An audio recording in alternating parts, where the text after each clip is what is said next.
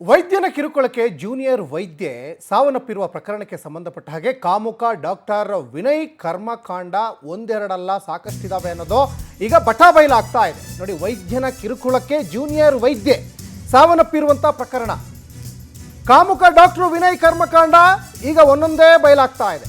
ಮೃತ ವೈದ್ಯೆ ನಾಗಶ್ರೀ ಸ್ನೇಹಿತೆಗೂ ಕೂಡ ಆಸಾಮಿ ಗಾಳ ಹಾಕಿದ್ನಂತೆ. ಡಾಕ್ಟರ್ ನಾಗಶ್ರೀ ಆಪ್ತೆಗೂ ಕೂಡ ಲವ್ ಮಾಡುವಂತೆ ವಿನಯ್ ಪ್ರಪೋಸ್ ಮಾಡಿದ್ನಂತೆ. ನಾಗಶ್ರೀ ವಿನಯ್ಗಿಂತ 4 ವರ್ಷ ಸೀನಿಯರ್ ಅಂತ ಹೇಳಿದ್ನಂತೆ ವಿನಯ್. ಇನ್ನು ಮದುವೆ ಆದರೆ ಎಲ್ಲರೂ ಕೂಡ ಆಡ್ಕೊಳ್ತಾರೆ ಅಂತ ವಿನಯ್ ತಾಯಿ ಹೇಳಿದ್ರು. ನಾಗಶ್ರೀಯನ್ನು ಬಿಟ್ಟು ಬಿಡ್ತೀನಿ, ನೀನು ಲವ್ ಮಾಡು ಅಂತ ಟಾರ್ಚರ್ ಕೊಟ್ಟಿದ್ದು. ನಮ್ಮ ತಂದೆ ತಾಯಿಯನ್ನು ಒಪ್ಪಿಸ್ತೀನಿ ಅಂತ ಡಾಕ್ಟರ್ ವಿನಯ್ ಹೇಳಿದ್ನಂತೆ.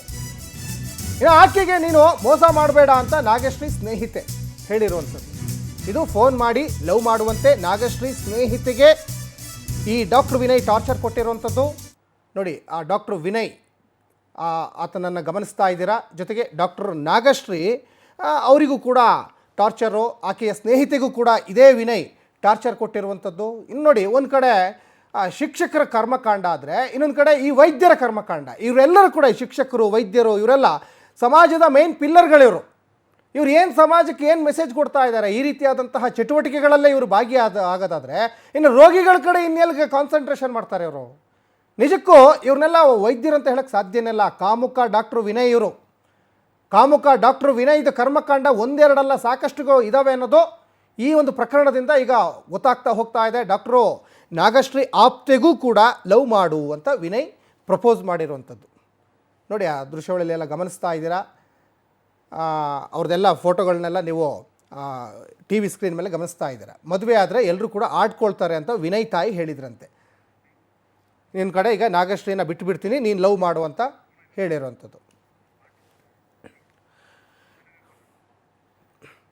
ಎಸ್, ಇನ್ನು ಪಾಂಡು ಪೂಜಾರಿ ವಕೀಲರು ಸಂಪರ್ಕಕ್ಕೆ ಬಂದಿದ್ದಾರೆ. ನಮಸ್ಕಾರ ವಕೀಲರೇ.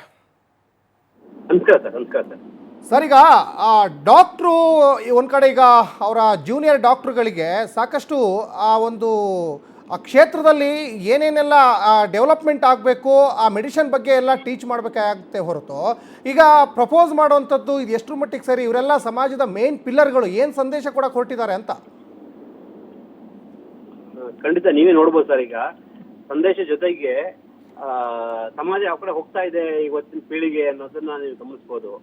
ಈ ವಿಚಾರದಲ್ಲಿ ಇವರು ವೈಟ್ ಕಲರ್ ಕ್ರಿಮಿನಲ್ಸ್ ಅಂತ ಪದ ಉಪಯೋಗಿಸ್ತೀವಿ ಕಾನೂನಲ್ಲಿ. ಹಾಗಾಗಿ ಇವರೆಲ್ಲ ಸಮಾಜಕ್ಕೆ ಒಳ್ಳೆಯವರಲ್ಲ, ಇವರೆಲ್ಲ ಇಂಥೆಲ್ಲ ಇರಬಾರ್ದು ಖಂಡಿತ. ಒಂದು ನಾಗಶ್ರೀನ ತಾವು ನೋಡ್ಬೋದು.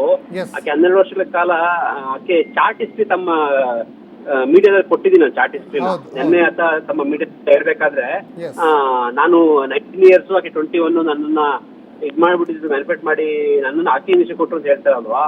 ಆ ಚಾರ್ಟ್ ಹಿಸ್ಟ್ರಿ ನೋಡಿ ಇವನೇ ಮೆಸೇಜ್ ಮಾಡಿರೋದು. ಆಕೆ ರಿಪ್ಲೈ ಕೊಟ್ಟಿದ್ದಾರೆ. ಅವನೇ ಪಾಪು ಇದು ತಗೊಂಡು ಔಷಧಿ ಇದ್ ಮಾಡೋಣ, ನಾವು ಬೇಡ ಸಾಯೋಣ ಅಂತ ಇವನೇ ಪ್ರಪೋಸ್ ಮಾಡಿ ಆಕೆನ ಆತ್ಮಹತ್ಯೆ ಪ್ರಚೋದನೆ ಮಾಡಿದ್ದಾನೆ. ಈತನೇ ನನ್ನ ಹತ್ರ ಇನ್ವೆಸ್ಟಿಗೇಷನ್ ರಿಪೋರ್ಟ್ ಹಾಕ್ಬೇಡಿ ನೀವು. ಆದ್ರೆ ನೀವು ಚಾಟ್ ಹಿಸ್ಟ್ರಿ ಇವ್ರ ಮೊಬೈಲ್ ಹೋಗಿ ಮೆಸೇಜ್ಗಳು ಆಕೆ ರಿಪ್ಲೈ ಕೊಟ್ಟಿರೋ ಮೆಸೇಜ್ ನೋಡಿದ್ರೆ ಸಾಕು ಎಷ್ಟು ಮ್ಯಾನಿಪುಲೇಟ್ ಮಾಡಿದ್ದಾನೆ ಅಂತ ಹೇಳಿದ್ದಾರೆ. ಇನ್ನು ಜೊತೆಗೆ ಕುಶಲ ಅಂತ ಒಂದು ಹುಡುಗಿ ಚಾರ್ಟ್ ಅಲ್ಲಿ ಸ್ಟೇಟ್ಮೆಂಟ್ ಕೊಟ್ಟಿದೆ. ಆ ಕುಶಲ ಅನ್ನೋ ಹುಡುಗಿ ಮೇಲೆ ಈತ ಇದ್ದಿದ್ದು. ಹುಡುಗಿ ನಾಗಶ್ರೀಗೆ ವೆಲ್ ಫ್ರೆಂಡ್, ಇವ್ಗಳು ವೆಲ್ ಫ್ರೆಂಡ್.